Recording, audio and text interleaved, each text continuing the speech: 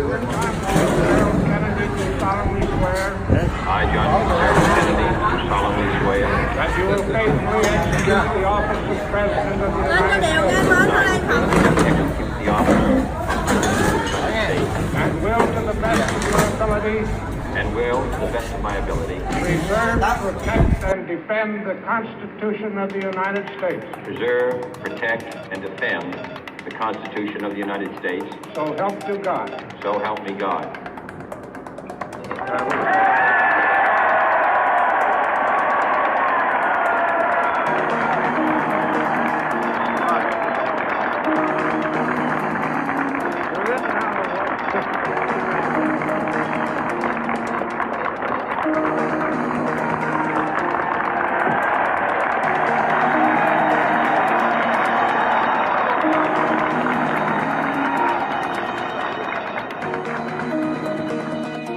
Vice President Johnson, Speaker, Mr. Chief Justice, President Eisenhower, Vice President Nixon, President Truman, Reverend clergy, fellow citizens.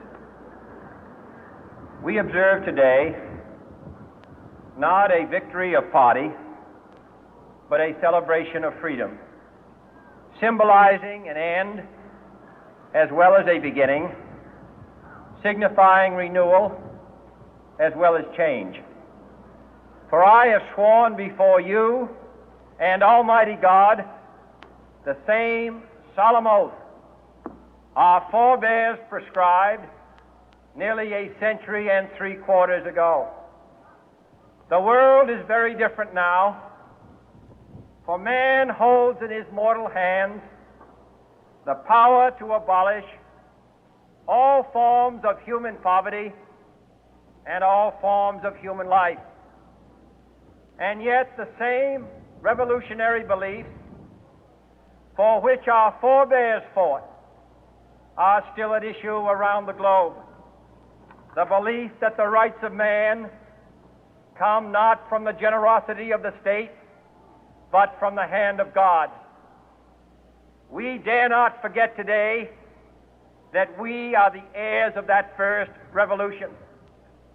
Let the word go forth from this time and place to friend and foe alike that the torch has been passed to a new generation of Americans born in this century, tempered by war, disciplined by a hard and bitter peace, proud of our ancient heritage, and unwilling to witness or permit the slow undoing of those human rights to which this nation has always been committed and to which we are committed today at home and around the world.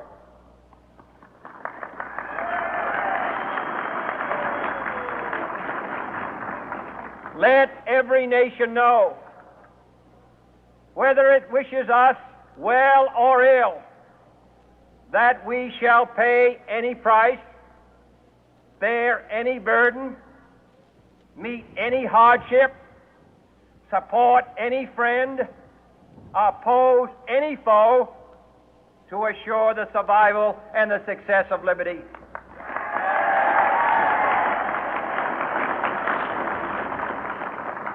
This much we pledge and more. To those old allies whose cultural and spiritual origins we share, we pledge the loyalty of faithful friends. United, there is little we cannot do in a host of cooperative ventures.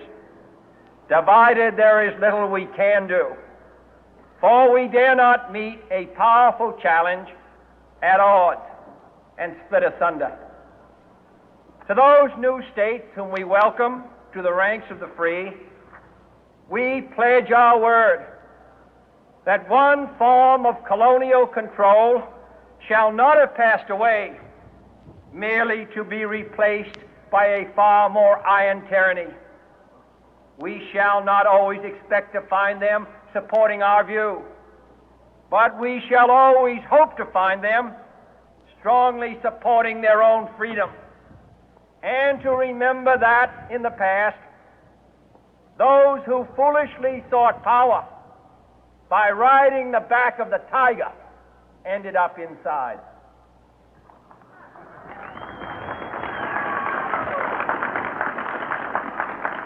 To those people in the huts and villages of half the globe struggling to break the bonds of mass misery, we pledge our best efforts to help them help themselves for whatever period is required, not because the communists may be doing it, not because we seek their votes, but because it is right.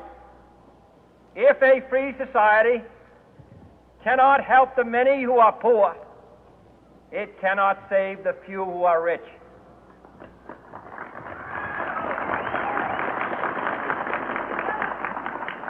To our sister republics south of our border, we offer a special pledge to convert our good words into good deeds, in a new alliance for progress, to assist free men and free governments in casting off the chains of poverty. But this peaceful revolution of hope cannot become the prey of hostile powers. Let all our neighbors know that we shall join with them to oppose aggression or subversion anywhere in the Americas. And let every other power know that this hemisphere intends to remain the master of its own house.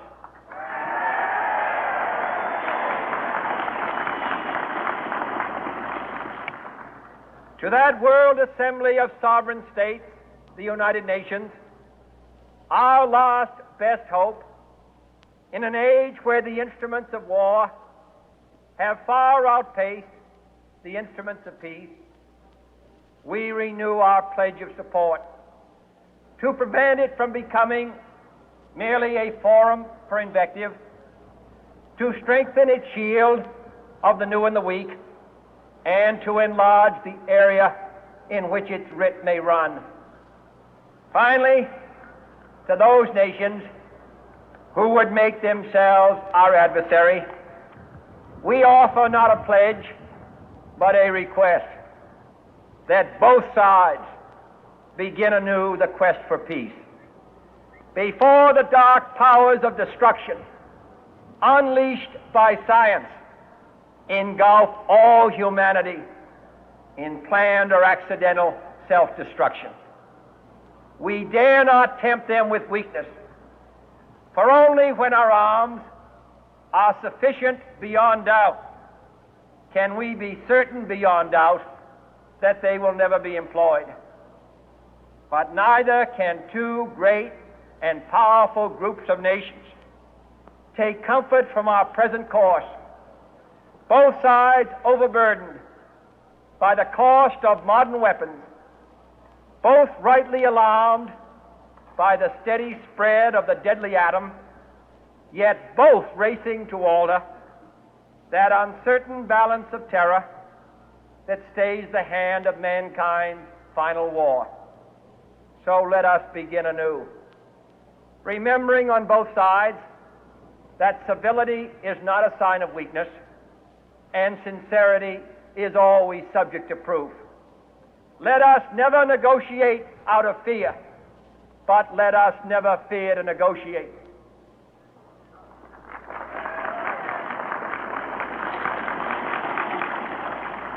Let both sides explore what problems unite us, instead of belaboring those problems which divide us.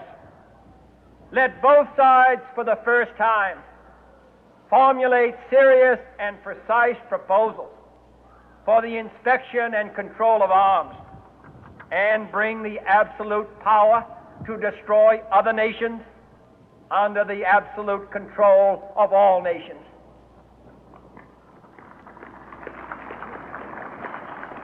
Let both sides seek to invoke the wonders of science instead of its terrors. Together let us explore the stars, conquer the deserts, eradicate disease, tap the ocean depth, and encourage the arts and commerce. Let both sides unite to heed in all corners of the earth the command of Isaiah to undo the heavy burden and let the oppressed go free. And if a beachhead of cooperation may push back the jungle of suspicion, let both sides join in creating a new endeavor, not a new balance of power, but a new world of law, where the strong are just and the weak secure and the peace preserved.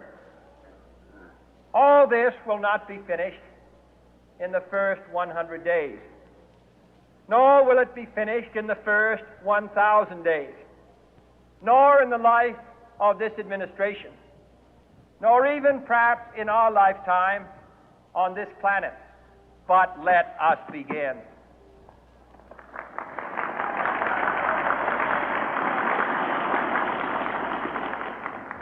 In your hands, my fellow citizens, more than mine, will rest the final success or failure of our course. Since this country was founded, each generation of Americans has been summoned to give testimony to its national loyalty. The graves of young Americans who answered the call to service surround the globe. Now the trumpet summons us again, not as a call to bear arms, though arms we need, not as a call to battle, though in battle we are, but a call to bear the burden of a long twilight struggle, year in and year out, rejoicing in hope, patient in tribulation, a struggle against the common enemies of man, tyranny, poverty, disease, and war itself. Can we forge against these enemies a grand and global alliance, north and south, east and west, that can assure a more fruitful life for all mankind? Will you join in that historic effort?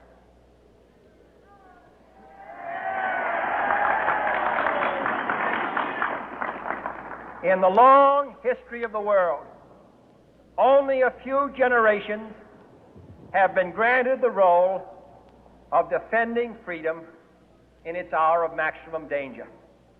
I do not shrink from this responsibility. I welcome it.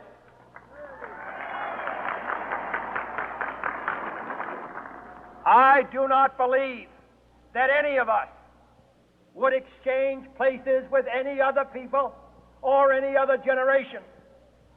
The energy, the faith, the devotion which we bring to this endeavor will light our country and all who serve it. And the glow from that fire can truly light the world.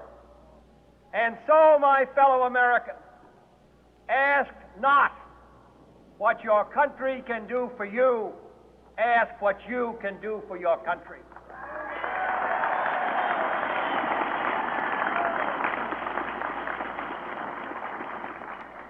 My fellow citizens of the world, ask not what America will do for you, but what together we can do for the freedom of man.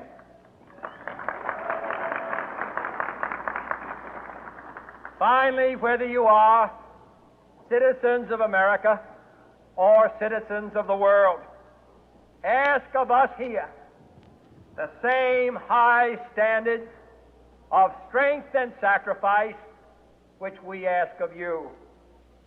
With a good conscience, our only sure reward, with history the final judge of our deeds, let us go forth to lead the land we love, asking His blessing and His help, but knowing that here on earth God's work must truly be our own.